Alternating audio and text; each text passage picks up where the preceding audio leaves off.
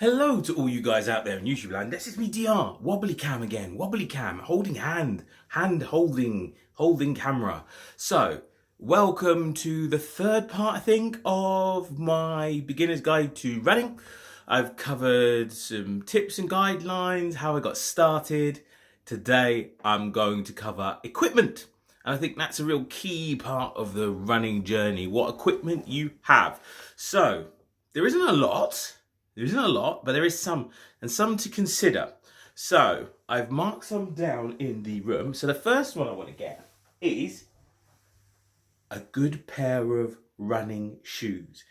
You can't go wrong if you get a good pair of running shoes. I see a lot of people running in fashion trainers, things like that. You know what? Bad idea. There are so many running shoes to choose from.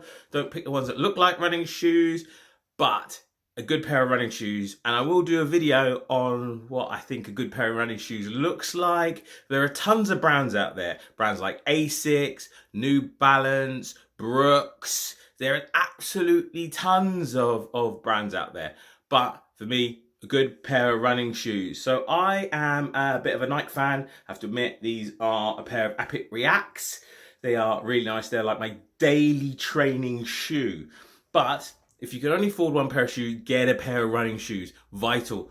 Don't try running in your running sort of style trainers, your Yeezys and anything like that. You need a good pair of running shoes.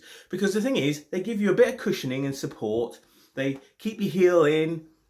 And they are built for runners. You can actually see there's padding and foam and all that type of lovely stuff that really helps your running journey. So first things first, if you want to get started running, get a pair of running shoes. Second thing that people normally don't talk about are these things. Running socks. And yes, I fold up my socks like a neat package, a neat ball. So I'm going to unfold them. So a good pair of running socks. What you'll probably notice is they've got extra cushioning at the front and a bit more cushioning at the back at the heel. So these are really good, breathable. Now, these are a lovely pair of Primark Active socks. So you don't have to go expensive, but running in normal socks can be quite uncomfortable. So these wick away some sweat. They're really nice. I swear by these as daily training socks. They are brilliant. But if you want to go a bit more expensive, you can get, and these are kind of my 100 miles. These are 100 miles normal socks. They're double lined socks and really comfortable. So I tend to save these for race days or when I want to put in a bit of effort or I want a bit more comfort and I want to go for a bit more long distance. These are awesome. But a pair of running socks or a bag of running socks, yeah, for me is a must have. If I knew when I first started running, just to have a pair of running socks, that would have saved me a lot of foot discomfort, I tell you that. So, we got a pair of running shoes, we got a pair of running socks. What's the next thing? Something people don't tell you, but this is my NOS Gallon top I got from running the NOS Gallon. But performance, let me learn to speak, performance t-shirts. So I, like most people, ran out in my cotton t-shirt, went out about, like, oh my God, it got kind of sweaty and grimy and it didn't wick away the sweat and it got heavy. Performance t-shirts, they're not expensive. You can pick them up fairly cheaply. You get them in running races, but you don't have to. You can go to kind of any kind of department store or shop. As I said, I've got some from Primark. Really cheap, but they are just built for running. So they're built for taking the sweat away and they're brilliant. So a performance t-shirt, definitely on the list of things. So this is not an expensive list, but it's just something to be aware. If you start running in cotton, what you might find is the sweat builds up. Also, cotton does chafe and rubs in weird places. So that's something that you just need to consider. I wouldn't say don't run in cotton, but it's something to think about. Also, running shorts. Now, I don't run in running shorts, but these are a pair of the early ones that I have. The good thing with these is it has pockets. So think about where you're going to put stuff. Running shorts tends to not have pockets.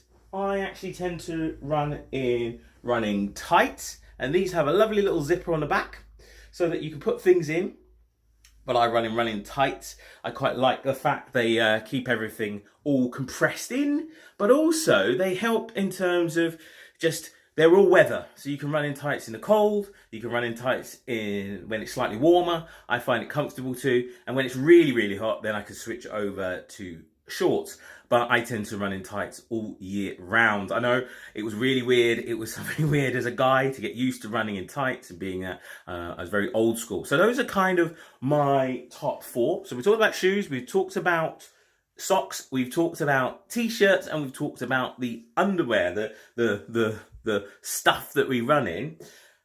As an optional extra, and this is really an optional extra, think about getting, he says moving around, think about getting a running watch, he says, put it up. So these are really useful when it comes. You don't need them. That's why I said this is an optional extra. These are things you think about after the fact. Because a lot of people start running and they don't really think about, things like pace or all those types of running metrics people talk about. So I don't think it's a must-have. If you don't have a running watch or something that keeps track of your distance and the time you've been going out, that's not a deal breaker. But if you can, try and get yourself a running watch. You do not need an expensive one. You don't need to get a top of the range one. Most people don't use a lot of the data that the running watch gives you. Something really middle of the road will be quite useful. And I want to do a video on all of these component parts individually, where I talk about them in more detail, maybe edit it a bit so it's not just me talking from my phone. This guerrilla style he might not necessarily transmit in that format. But those are the things to think about. So shoes, definitely some running trainers. That's the first. And these are in order of importance, or my order of importance. So running trainers, running socks, running t-shirt, and then running bottoms. And last but not least, as an optional extra, running watch. Anyway, thank you for watching this video. If you've got any questions about any of these, as I said, I'm going to follow these up in sequential videos that will just give you a bit more detail in terms of what I think. And I'm not a professional by any stretch of the imagination, but, I have run in a few, so maybe I've got some input. But this is, as I said, this is just purely my opinion.